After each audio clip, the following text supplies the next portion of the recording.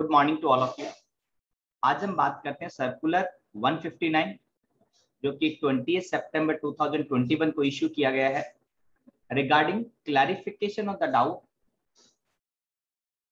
Related to the scope of intermediary. Intermediary की definition section 2 clause 13 में दी गई है। क्या है? Intermediary means broker, an agent और any other person by whatever name called who arrange or facilitate, important word क्या है, arrange or facilitate the supply of the goods or service or both or securities between two or more person but does not include the person who supplies such goods or services or both or security on his own account। ये definition दी गई है, इसको compare किया गया है service tax के साथ में। The concept of the intermediary ये हमने कहां से लिए? सर्विस टैक्स रिजिम से लिए। कंपेयर किया सर्विस टैक्स के रूल 2F के साथ में और इन्होंने कहा कि सिर्फ एक ही डिफरेंस है, वो है कि supply of the security in the definition of intermediary in the GST law. सिर्फ एक वर्ड ऐड है कि सप्लाई ऑफ द सिक्योरिटी भी हमने ऐड किया है, otherwise the concept is same. कुछ पॉइंट को एक्सप्लेन किया गया है कि इंटरमीडिएरी के ट्रांजैक्शन में 3 पार्टी होनी चाहिए। इसमें एक पार्टी जो कि मेन सप्लाई प्रोवाइड करती है एंड दूसरी पार्टी जो एंसिलरी सप्लाई प्रोवाइड करती है टू द मेन सप्लाई। कई एग्जांपल दिए गए हैं। द टू डिस्टिंक्ट सप्लाई मतलब एक मेन सप्लाई होनी चाहिए और एक एंसिलरी या इंसिडेंटल सप्लाई होनी चाहिए। Intermediary service provided to have the character of an agent or broker or any other similar person। ये बहुत बढ़िया एनालिसिस है। इन्होंने कहा कि जो डेफिनेशन दी गई है इंटरमीडिएरी की वो इंक्लूसिव नहीं है, but use the expression means. क्या मतलब हुआ? नॉर्मली कोई भी डेफिनेशन हो वो 2 तरीके से स्टार्ट होती है, आइदर मींस और इंक्लूड्स। जैसे अगर आप सप्लाई की डेफिनेशन को रिकॉल करेंगे तो supply includes all forms of supply such as, but कुछ डेफिनेशन मीन से स्टार्ट होती है। मीन्स का मतलब वाइडर इन स्कोप नहीं है। यही बात इन्होंने कही कि use the expression means and therefore it does not expand the definition by any non expression of expansion such as and includes. आपको क्लियर हो गया होगा कि जैसे सप्लाई की डेफिनेशन में इंक्लूड्स वर्ड किया गया है और वहां पे अगर आप डेफिनेशन देखेंगे 8 type of the different word use किया गया है, sale, transfer, barter, exchange, lease, licence, rental और डिस्पोजल एटसेट्रा। तो उनके पहले क्या किया गया? सच एज मतलब सिमिलर नेचर का कोई और ट्रांजैक्शन भी सप्लाई हो सकता है। The use of the expression arrange और facilitate in the definition of intermediary suggest the subsidiary role for the intermediary. Repeating again, expression arrange or facilitate in the definition of intermediary suggest the subsidiary role for the intermediary. It must arrange or facilitate some other supply which is the main and does not himself provide the main supply. Therefore, role of intermediary is only supportive. 3.4 does not, it says that it does not include the person who supplies the such goods or services on his own account. इसका मतलब क्या हुआ? ये बात clear है कि अगर कोई पर्सन अपने अकाउंट से ही सप्लाई करता है, मतलब प्रिंसिपल टू प्रिंसिपल है, तो वो ट्रांजैक्शन इंटरमीडिएरी नहीं माना जाएगा। The definition of intermediary does not include the person who supplies such goods। यहां पे such वर्ड को हाईलाइट किया गया है। on his own account। use of the word such in the definition with reference to the supply refer to the main supply between 2 or more person which are arranged or facilitated by the intermediary।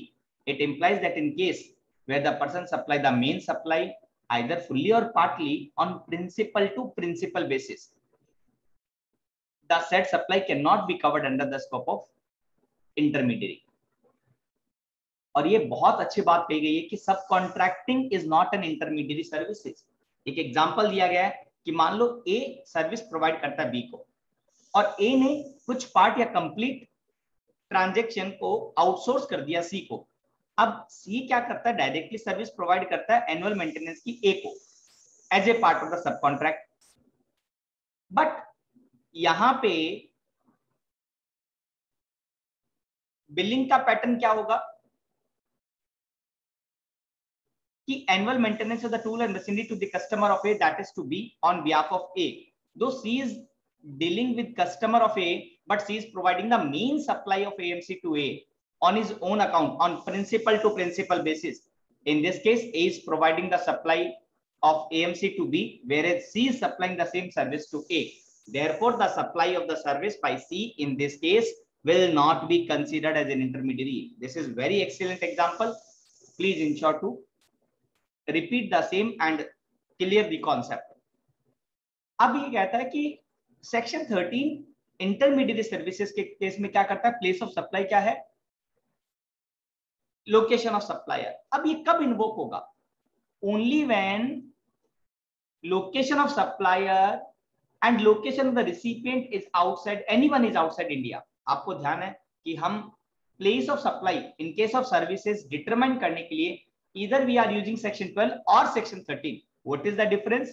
section 12 हम कब use करते हैं, जब supplier and recipient किसी भी transaction का जो location of supplier है और लोकेशन ऑफ रिसिपिएंट है, दोनों अगर इंडिया में है तो हम सेक्शन 12 यूज करते हैं, और अगर एनीवन आउटसाइड इंडिया है तो सेक्शन 13 यूज करते हैं।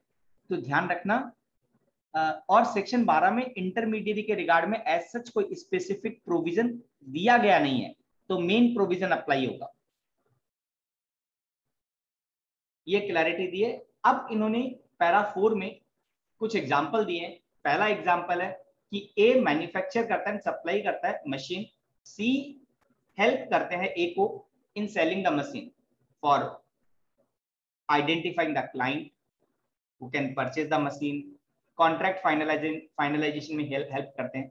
तो क्या होगा, transaction between A to C is an intermediate. So C क्या है, इंटरमीडिएट सर्विस प्रोवाइड करते हैं ए को, क्योंकि इनकी कोई मेन सप्लाई नहीं है। एग्जांपल नंबर 2, ए एक सॉफ्टवेयर कंपनी है which develop this software for the client as per the requirement. A के पास में कॉन्ट्रैक्ट है बी को कुछ कस्टमाइज सॉफ्टवेयर प्रोवाइड करने का। तो ए ने क्या किया कि डिजाइनिंग का काम, डेवलपमेंट का काम सी को प्रोवाइड कर दिया, आउटसोर्स कर दिया। C may have to interact with B directly to know the specific requirement, designing etcetera, but यहां पे सी क्या इंटरमीडिएट सर्विस प्रोवाइड कर रहा है? Answer is no, C main service provide कर रहा है डिजाइनिंग की, डेवलपमेंट की to A. Therefore C is not an intermediate in this case. एक एग्जांपल और है, एक इंश्योरेंस कंपनी P जो कि आउटसाइड इंडिया लोकेटेड है, required to process insurance claim of its client in respect of the insurance service being provided by P to its client. अब for processing insurance claim, P decide to outsource this work to some other firms. For this purpose, he approached Q, who is located in India, for arranging the insurance claim processing services from other service provider in India. So Q contact R, who is in the business of such insurance claim, and arrange supply of the insurance claim processing services by R to P.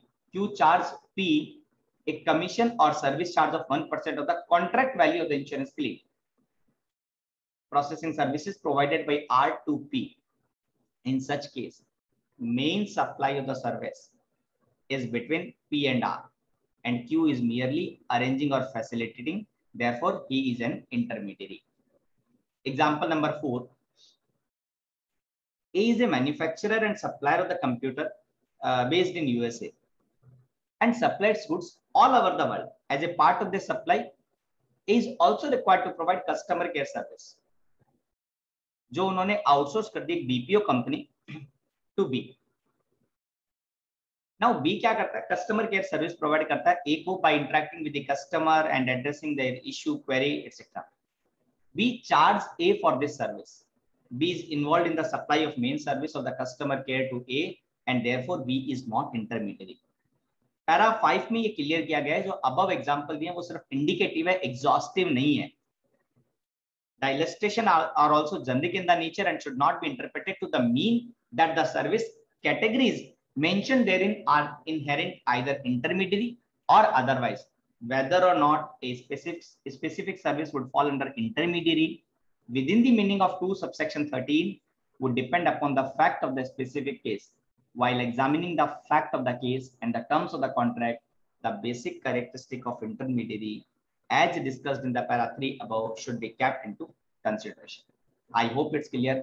काफी अच्छा circular है, बहुत clarity मिली है. अगर फिर भी आपको कोई स्पेसिफिक डाउट है तो आप हमें बता सकते हैं. We will provide the our view on that. Thank you so much.